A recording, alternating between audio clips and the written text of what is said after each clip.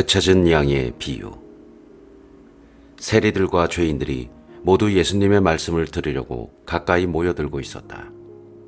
그러자 바리사이들과 율법 학자들이 저 사람은 죄인들을 받아들이고 또 그들과 함께 음식을 먹는군 하고 투덜거렸다. 예수님께서 그들에게 이 비유를 말씀하셨다. 너희 가운데 어떤 사람이 양 100마리를 가지고 있었는데 그 가운데에서 한 마리를 잃으면 99마리를 광야에 놓아둔 채 잃은 양을 찾을 때까지 뒤쫓아가지 않느냐. 그러다가 양을 찾으면 기뻐하며 어깨에 메고 집으로 가서 친구들과 이웃들을 불러 나와 함께 기뻐해 주십시오. 잃었던 내 양을 찾았습니다. 하고 말한다. 내가 너희에게 말한다. 이와 같이 하늘에서는 회개할 필요가 없는 의인 99보다 회개하는 죄인 한 사람 때문에 더 기뻐할 것이다. 되찾은 은전의 비유.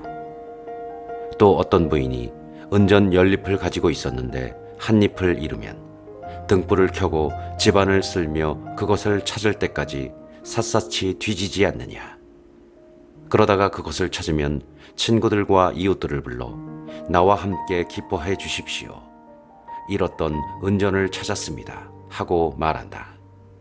내가 너희에게 말한다. 이와 같이 회개하는 죄인 한 사람 때문에 하느님의 천사들이 기뻐한다.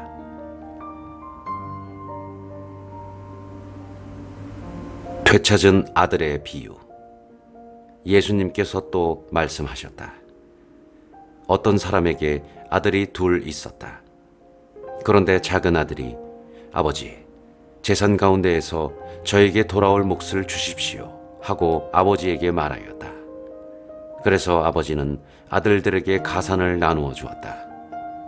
며칠 뒤에 작은 아들은 자기 것을 모두 챙겨서 먼 고장으로 떠났다. 그러고는 그곳에서 방종한 생활을 하며 자기 재산을 허비하였다.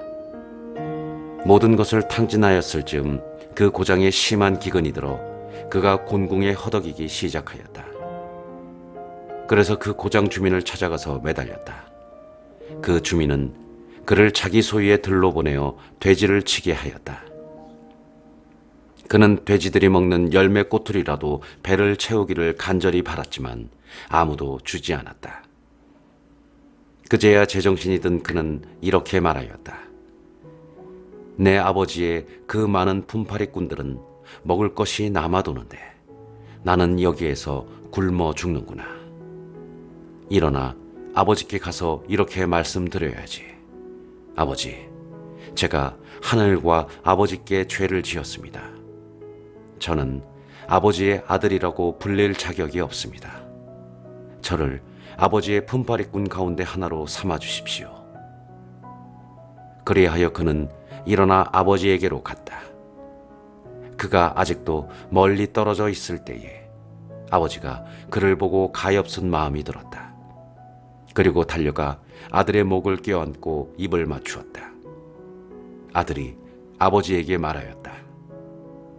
아버지, 제가 하늘과 아버지께 죄를 지었습니다. 저는 아버지의 아들이라고 불릴 자격이 없습니다. 그러나 아버지는 종들에게 일렀다. 어서 가장 좋은 옷을 가져다 입히고 손에 반지를 끼우고 발에 신발을 신겨 주어라. 그리고 살진 송아지를 끌어다가 잡아라. 먹고 즐기자. 나의 이 아들은 죽었다가 다시 살아났고 내가 잃었다가 도로 찾았다. 그리하여 그들은 즐거운 잔치를 벌이기 시작하였다. 그때 큰아들은 들에 나가 있었다. 그가 집에 가까이 이르러 노래하며 춤추는 소리를 들었다. 그래서 하인 하나를 불러 무슨 일이냐고 묻자 그 하인이 그에게 말하였다. 아우님이 오셨습니다. 아우님이 몸성이 돌아오셨다고 하여 아버님이 살진 송아지를 잡으셨습니다. 큰아들은 화가 나서 들어가려고도 하지 않았다. 그래서 아버지가 나와 그를 타이르자 그가 아버지에게 대답하였다. 보십시오. 저는 여러 해 동안 종처럼 아버지를 섬기며 아버지의 명을 한 번도 어기지 않았습니다. 이러한 저에게 아버지는 친구들과 즐기라고 염소 한 마리 주신 적이 없습니다. 그런데 창녀들과 어울려 아버지의 가산을 들어먹은 저 아들이 오니까 살진 송아지를 잡아주시는군요. 그러자 아버지가 그에게 일렀다. 얘야, 너는 늘 나와 함께 있고 내 것이 다 네 것이다. 너의 저 아우는 죽었다가 다시 살아났고 내가 잃었다가 되찾았다. 그러니 즐기고 기뻐해야 한다.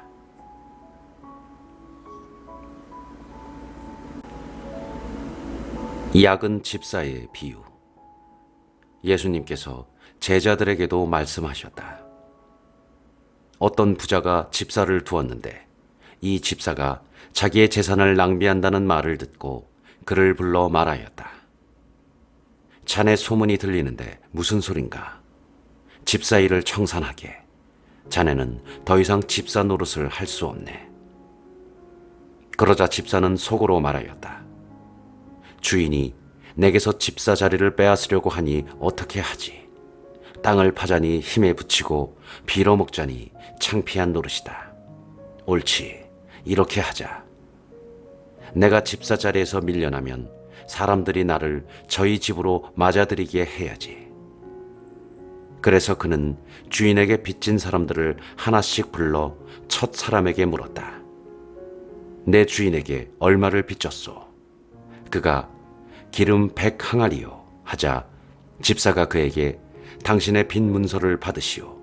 그리고 얼른 앉아 쉰이라고 적으시오 하고 말하였다. 이어서 다른 사람에게 당신은 얼마를 빚졌소 하고 물었다.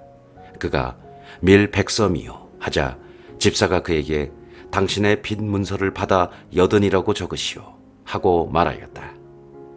주인은 그 불의한 집사를 칭찬하였다. 그가 영리하게 대처하였기 때문이다. 사실 이 세상의 자녀들이 저희끼리 거래하는 데에는 빛의 자녀들보다 영리하다. 재물을 올바르게 이용하여라. 내가 너희에게 말한다. 불의한 재물로 친구들을 만들어라. 그래서 재물이 없어질 때에 그들이 너희를 영원한 거처로 맞아들이게 하여라. 아주 작은 일에 성실한 사람은 큰 일에도 성실하고 아주 작은 일에 불의한 사람은 큰 일에도 불의하다. 그러니 너희가 불의한 재물을 다루는 데에 성실하지 못하면 누가 너희에게 참된 것을 맡기겠느냐? 또 너희가 남의 것을 다루는 데에 성실하지 못하면 누가 너희에게 너희의 몫을 내주겠느냐? 하느님이냐 재물이냐? 어떠한 종도 두 주인을 섬길 수 없다. 한쪽은 미워하고 다른 쪽은 사랑하며 한쪽은 떠받들고 다른 쪽은 업신여기게 된다. 너희는 하느님과 재물을 함께 섬길 수 없다. 돈을 좋아하는 바리새이들의 참모습. 돈을 좋아하는 바리새이들이 이 모든 말씀을 듣고 예수님을 비웃었다. 그러자 예수님께서 그들에게 이르셨다. 너희는 사람들 앞에서 스스로 의롭다고 하는 자들이다. 그러나 하느님께서는 너희 마음을 아신다. 사실 사람들에게 높이 평가되는 것이 하느님 앞에서는 혐오스러운 것이다. 율법과 하느님의 나라. 율법과 예언자들의 시대는 요한까지다. 그 뒤로는 하느님 나라의 복음이 전해지고 있는데 모두 이 나라에 들어가려고 힘을 쓴다. 율법에서 한 획이 빠지는 것보다 하늘과 땅이 사라지는 것이 더 쉽다. 아내를 버려서는 안 된다. 아내를 버리고 다른 여자와 혼인하는 자는 누구나 간음하는 것이다. 남편에게 버림받은 여자와 혼인하는 자도 간음하는 것이다.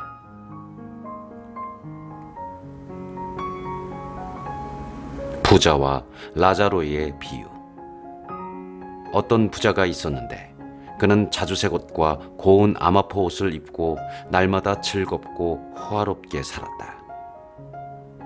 그의 집 대문 앞에는 라자로라는 가난한 이가 종기투성이 몸으로 누워 있었다.